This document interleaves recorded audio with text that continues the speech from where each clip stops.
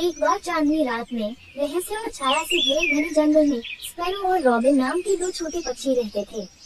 वे अविभाज्य साथी थे, सुबह से शाम तक अपने जीवन के हर पल को एक साथ साझा करते थे। एक भयानक शाम, जैसे ही पेड़ों के बीच धुंध छाने लगी, स्पैरो और रॉबिन ने खुद को जंगल के बीचों बीच खोया हुआ पाया।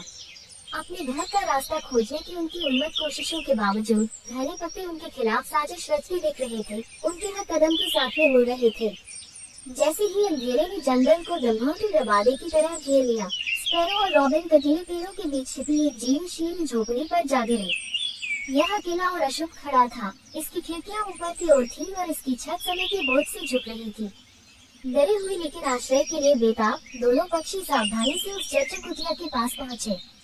घबराहट के साथ उन्होंने चरमरा के दरवाजे को धक्का दिया और अंदर चले गए। बाहरी हिस्से की तरह भीतरी भाग भी उतना ही उजाड़ था। हर कोने पर मकड़ी के जाले चिपके हुए थे और हवा में सड़न की गंध फैल रही थी। लेकिन आश्रय पाने की उनकी राहत अल्पकालिक थी, क्योंकि जब वे अंधेरे में एक साथ बैठे थे तो उन्होंने खाली कमरों से एक धीमी भयावह फुसफुसाहट सुनी। कौन मेरे क्षेत्र में अतिक्रमण करने का साहस कर रहा है? आवाज फुसफुसाई, जिससे उनकी रीढ़ में सिहरन दौड़ गई। डर से कांपते हुए स्पैरो और रॉबिन एक दूसरे के करीब आ गए। उनके दिल दहशत से धड़कने लगे। अचानक छाया से एक आकृति उभरी, अंधेरे में लिपटी एक मुड़ी हुई आकृति।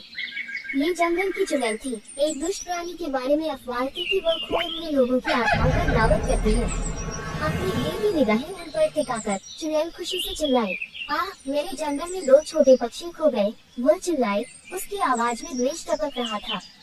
कितना आनंददायक, मैं तुम्हें सदैव के लिए अपना कैदी बना लूंगा। स्पैरो और रॉबिन गायन की क्रूर हंसी के आगे कांपने लगे। उन्हें पता था कि उनकी किस्मत तय हो चुकी है, लेकिन जैसे ही निराशा ने उन्हें खत्म करने की धमकी दी, अंधेरे में आशा की एक किरण दिखाई दी। अपने डर की गहराई से उन्हें चुड़ैल के दुष्ट इरादों को चुनौती देने की ताकत मिली।